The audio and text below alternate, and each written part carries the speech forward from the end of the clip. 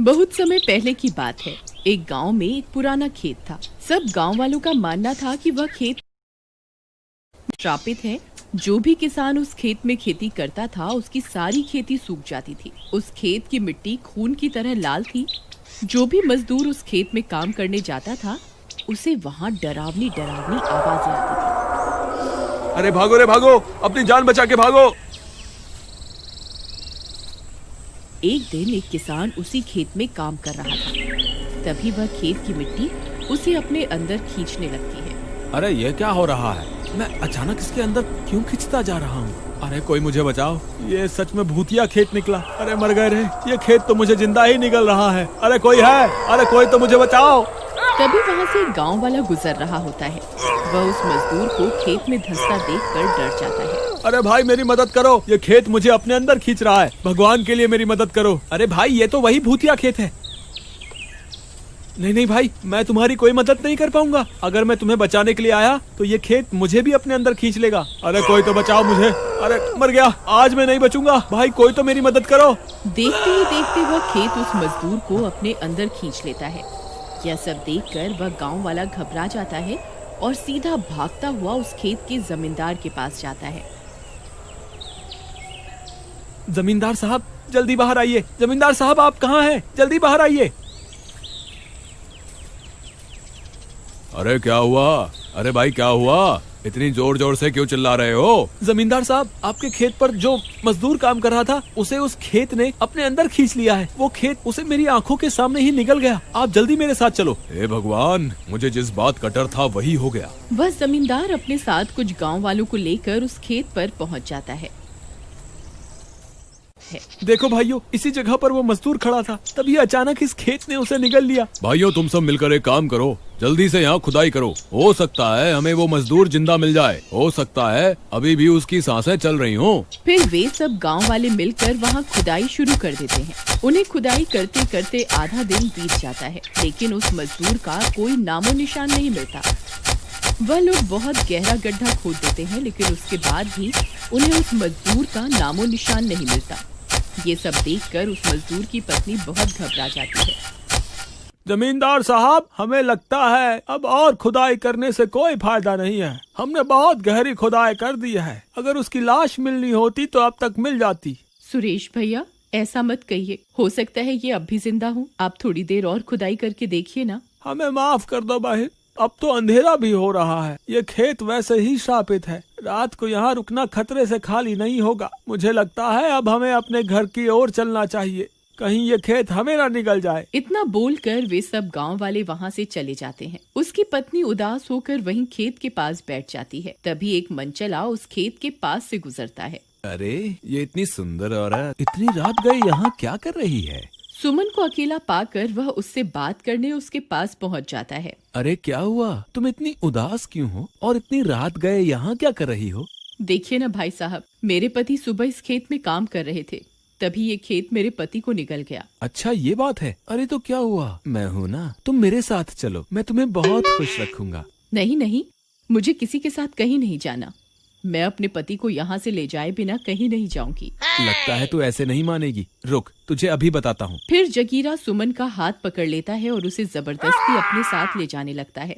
तभी जगीरा का पैर पत्थर पर आ जाता है और वह खेत में गिर जाता है। अरे मर गया रे, इस औरत ने तो मेरी टांग ही तोड़ दी। मूर्ख औरत, मैं तो तेरी मदद करना चाह रहा था। तभी उस खेत से डरावनी डरावनी आवाजें आने लगती हैं। जगीरा बहुत डर जाता है। कौन है वहाँ? कौन है जो डरावनी डरावनी आवाजें निकाल रहा है? देखो तुम जो भी हो, तुम ये सही नहीं कर रहे हो। तभी देखते ही देखते खेत की मिट्टी धंसने लगती है और जगीरा खेत के अंदर समाने लगता है। अरे कोई मुझे बचाओ, ये भूतिया खेत तो मुझे निकल रहा है। अरे कोई है? अरे कोई तो मेरी मदद करो। अरे मर गया रे, ये आज मैं कहाँ फंस गया। मैं तो अच्छा भला घर की ओर जा रहा था, इस औरत के चक्कर में तो मेरी जान खतरे में पड़ गई। अब क्या करूं? हे भगवान, कोई तो मुझे बचाओ। फिर देखते ही देखते जगीरा को भी वह खेत निकल जाता है। ये सब देखकर सुमन बहुत डर जाती है और सीधे भागते हुए जमींदार के घर जाती है। जमींदार साहब जल्दी बाहर आइए। हे भगवान, अब क्या हो गया?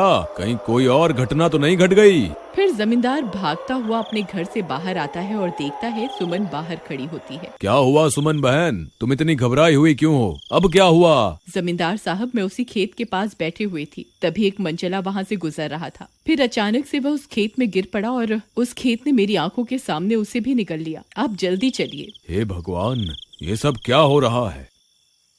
जमींदार अपने साथ कुछ लोगों को लेकर खेत पर पहुंच जाता है।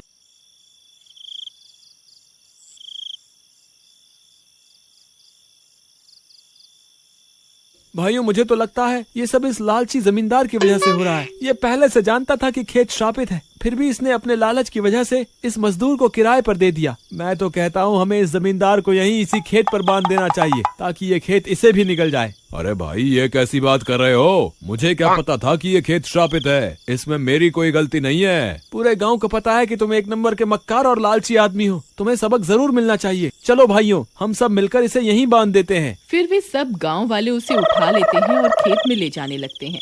अरे मर गया रे! अरे तुम्हारा नाश मिटे गांव वालों, मुझे कहाँ ले जा रहे हो? मुझे छोड़ दो! अरे मर गया रे! वे सब मिलकर जमींदार को उसी खेत में पेड़ से उल्टा लटकाकर वहाँ से चले जाते हैं। अरे गांव वालों, मुझे यहाँ अकेला छोड़कर कहाँ जा रहे हो? अरे नाश मिटो, वापस आ जाओ। मुझे इस भूतिया खेत में अकेला छोड़ के मत जाओ। फिर वे सब गांव वाले वहाँ से चले जाते हैं और जमींदार वहाँ अकेला लटका रह जाता है। तभी उस खेत में से भूतिया आवाजें आने लगती हैं।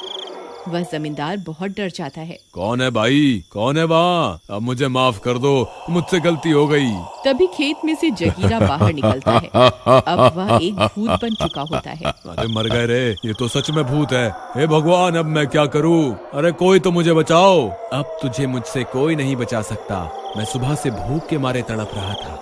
अब मैं तुझे खाकर अपनी भूख मिटाऊंगा। फिर जगीरा उसे पेड़ से नीचे खींच लेता है और उससे भी अपने साथ खेत के अंदर खींचने लगता है। ए भूत, मुझे छोड़ दे। मेरी सारी दौलत ले ले, लेकिन मुझे छोड़ दे। तभी जमींदार बहुत तेज तेज चीखने लगता है। उसकी चीख पूरे गांव में सुनाई देती है। सब गांव वाले ये मंजर देखने के लिए खेत की तरफ जाने लगते हैं। बहुत बढ़िया भूत भाई, इस जमींदार को छोड़ना नहीं, ये इसी के लायक है। सुमन ये सब देखकर बहुत परेशान हो जाती है। उसे ये सब ठीक नहीं लगता। नहीं, ये सब बहुत गलत हो रहा है। मैं किसी को ऐसे मरता हुआ नहीं देख सकती। मुझे कुछ करना ही होगा। तभी सुमन भागकर अपने घर जाती है और हनुमान जी की मूर्ति को उठाकर अपने साथ लेकर चल देती है। वहीं दूसरी तरफ वह भूत जमींदार को खेत में खींच रहा होता है और सभी गांव वाले उसकी मौत का मंजर देख रहे होते हैं, लेकिन कोई भी उसकी मदद के लिए आगे नहीं आता। अरे गांव वालों, कोई तो मेरी मदद करो। अरे कोई तो मुझे बचाओ। अरे मर गया रे, ये भूत तो मुझे कच्चा ही खा जाएगा। अरे गांव वालों, तुम्हारा नाश मिटे। अगर मैं भूत बन गया तो भूत बनकर किसी को नहीं छोड़ूंगा। अरे मुझे बचा लो, कोई तो मुझे बचा लो। आए, मैं मर गया रे। तभी सुमन हनुमान जी की मूर्ति लेकर वहाँ पहुँच जाती है। जमींदार जी, ये पकड़िए जल्दी। जमींदार झट से हनुमान जी की मूर्ति को कसकर अपने हाथों से पकड़ लेता है। जय जय बजरंग बली, बजरंग बली की जय हो, बजरंग बली की जय हो, जय जय बजरंग बली।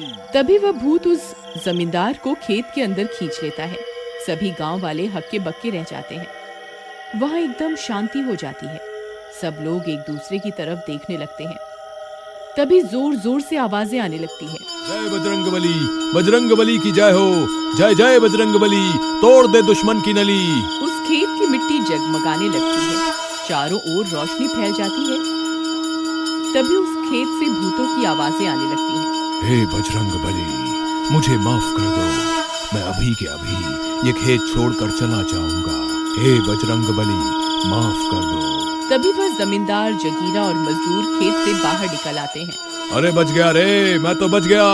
हे भगवान, तेरा लाख लाख शुक्र है। बोलो महाबली हनुमान की जय, जय जय बजरंग बली, बजरंग बली की जय हो। जैसे ही हनुमान जी की मूर्ति उस खेत की मिट्टी को छूती है, वह खेत श्राप मुक्त हो जाता है।